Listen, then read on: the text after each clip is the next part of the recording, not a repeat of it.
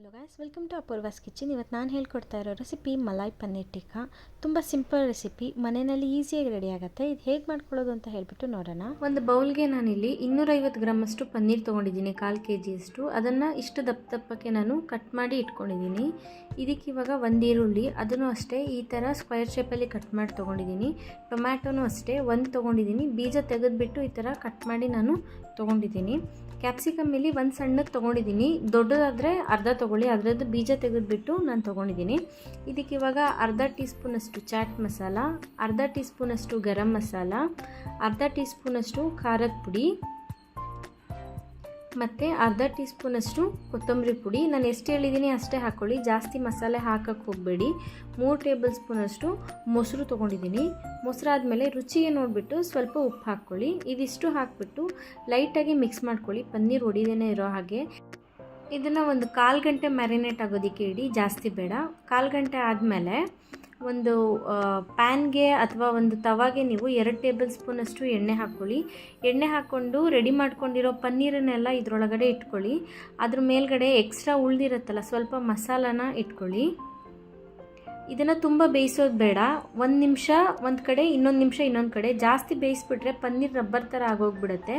So ನೀವು ಸ್ವಲ್ಪನೇ 1 ನಿಮಿಷ ಬೇಯಿಸ್ಕೋಬೇಕು, ಯಾಕಂದರೆ ನೆಕ್ಸ್ಟ್ ಇದನ್ನು ನಾವು ಸುಡ್ತೀವಿ. ಸೊ 2 ಕಡೆನೂ ಸೇರಿಬಿಟ್ಟು ನಾನು ಮ್ಯಾಕ್ಸಿಮಮ್ 2 ನಿಮಿಷ ಬೇಯಿಸ್ಕೊಂಡಿದ್ದೀನಿ, ಅದ್ರ ಮೇಲೆ ಬೇಯಿಸ್ಕೊಂಡಿಲ್ಲ. ಇದನ್ನ ಇವಾಗ ಒಂದು ಪ್ಲೇಟ್ಗೆ ನೀವು ಹಾಕ್ಕೊಳ್ಳಿ. ನೆಕ್ಸ್ಟ್ ಇಲ್ಲಿ ಇದಾದಮೇಲೆ ಅದೇ ಪ್ಯಾನ್ಗೆ ಈರುಳ್ಳಿ, ಟೊಮ್ಯಾಟೊ ಮತ್ತು ಕ್ಯಾಪ್ಸಿಕಮ್ ಎಲ್ಲ ಹಾಕಿರ್ತೀನಲ್ಲ, ಅದನ್ನು ನೀವು ಹಾಕಿಬಿಟ್ಟು ಒಂದು 2 ನಿಮಿಷ ಬೇಯಿಸ್ಬಿಟ್ಟು ತೊಗೊಳ್ಳಿ. ಇದನ್ನು ಜಾಸ್ತಿ ಓವರ್ ಕುಕ್ ಮಾಡೋದಕ್ಕೆ ಹೋಗಬೇಡಿ, ಮ್ಯಾಕ್ಸಿಮಮ್ 2 ನಿಮಿಷ. ಈಗ ನೋಡಿ, ನಾನಿಲ್ಲಿ ಪನ್ನೀರು, ಈರುಳ್ಳಿ, ಕ್ಯಾಪ್ಸಿಕಮ್, ಟೊಮ್ಯಾಟೊ ಈ ಥರ ಒಂದು ಇದರಲ್ಲಿ ನಾನು ಎಲ್ಲ ಜೋಡಿಸ್ಕೊಂಡು ಹೋಗಿದ್ದೀನಿ. ನಾನಿಲ್ಲಿ ಸ್ಟೀಲ್ ರಾಡಲ್ಲಿ ಮಾಡ್ಕೊಂಡಿದ್ದೀನಿ. ನೀವು ಈ ಥರ ಮರದಿದ್ದರೆ ಇದರಲ್ಲೂ ಮಾಡ್ಕೋಬೋದು. ಮರದಲ್ಲಿ ಮಾಡ್ತೀರಾ ಅಂತ ಅಂದರೆ ನೀವು ಒಂದು 10 ನಿಮಿಷ ನೆನೆಸಿಟ್ಬಿಟ್ಟು ಮಾಡ್ಕೊಳ್ಳಿ. ಇಲ್ಲ ಅಂತಂದರೆ ನೀವು ಸುಡುವಾಗ ಅದು ಸುಟ್ಟೋಗೋ ಚಾನ್ಸಸ್ ಇರುತ್ತೆ. ಸೊ ಇವಾಗ ನೋಡಿ, ಈ ಥರದ್ದೊಂದು ಜಾಲರ ಏನಾದ್ರು ಇಟ್ಕೊಬಿಟ್ಟು ಈ ಥರ ಸುಟ್ಕೊಳ್ಳಿ.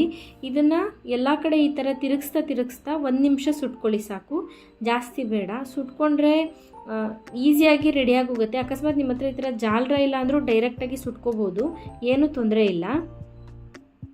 ನೋಡಿ, ಈ ಕಲರ್ ಬಂದಿದೆಯಲ್ಲ, ಈ ಕಲರ್ ಬಂದರೆ ಸಾಕು. ಇದನ್ನೆಲ್ಲ ತೆಗೆದುಬಿಟ್ಟು ಇವಾಗ ಒಂದು ಬೌಲ್ಗೆ ಹಾಕ್ಕೊಂಡು ದೊಡ್ಡ ಪೀಸ್ ಇದೆಯಲ್ಲ ಅದನ್ನು ಲೈಟಾಗಿ ಕಟ್ ಮಾಡ್ಕೊಳ್ಳಿ. ಯಾಕಂದರೆ ಮುಂಚೆನೇ ನೀವು ಸಣ್ಣದಾಗಿ ಕಟ್ ಮಾಡ್ಕೊಂಡ್ಬಿಟ್ರಿ ಅಂತ ಅಂದರೆ ಬೇಯಿಸೋದಕ್ಕೆ ಸುಡೋದಕ್ಕೆ ಕಷ್ಟ ಆಗುತ್ತೆ. ಸೊ ಇವಾಗ ಇದಕ್ಕೆ ಸ್ಲೈಸ್ ಮಾಡಿರೋ ಸ್ವಲ್ಪ ಈರುಳ್ಳಿ, ಸಣ್ಣದಾಗಿ ಹೆಚ್ಚಿರೋ ಸ್ವಲ್ಪ ಕೊತ್ತಂಬರಿ ಸೊಪ್ಪು, 1 ಟೇಬಲ್ ಸ್ಪೂನಷ್ಟು ಬೆಣ್ಣೆನ ಸ್ವಲ್ಪ ಮೆಲ್ಟ್ ಮಾಡಿಬಿಟ್ಟು ತೊಗೊಂಡಿದ್ದೀನಿ, ಮತ್ತು 1 ಟೇಬಲ್ ಸ್ಪೂನಷ್ಟು ನಾನು ಫ್ರೆಶ್ ಕ್ರೀಮ್ ತೊಗೊಂಡಿದ್ದೀನಿ. ಇದಿಷ್ಟನ್ನು ಹಾಕಿಬಿಟ್ಟು ನೀವು ಚೆನ್ನಾಗಿ ಮಿಕ್ಸ್ ಮಾಡ್ಕೊಳ್ಳಿ. ಮಿಕ್ಸ್ ಮಾಡಿಬಿಟ್ಟು ಇದನ್ನು ಬಿಸಿಯಾಗಿ ಗ್ರೀನ್ ಚಟ್ನಿ ಅಥವಾ ಈರುಳ್ಳಿ ಜೊತೆ ಸರ್ವ್ ಮಾಡಿ. ಮಾಡೋದಕ್ಕೂ ತುಂಬ ಈಸಿ, ತುಂಬ ಟೇಸ್ಟಿಯಾಗಿರುತ್ತೆ. ಮನೆಯಲ್ಲಿ ಇದನ್ನು ಟ್ರೈ ಮಾಡಿ. ಸೊ ಇವತ್ತು ನಾನು ಮಾಡಿದ ರೆಸಿಪಿ ನಿಮಗೆಲ್ಲ ಇಷ್ಟ ಆಗಿದೆ ಅಂತ ಅಂದ್ಕೊಂಡಿದ್ದೀನಿ. ಇಷ್ಟ ಆಗಿದ್ರೆ ನನ್ನ ಚಾನಲ್ಗೆ ಸಬ್ಸ್ಕ್ರೈಬ್ ಆಗಿ, ಹಾಗೆ ಲೈಕ್ ಮತ್ತು ಕಮೆಂಟ್ ಮಾಡೋದನ್ನು ಮರಿಬೇಡಿ. Thank you for watching this video.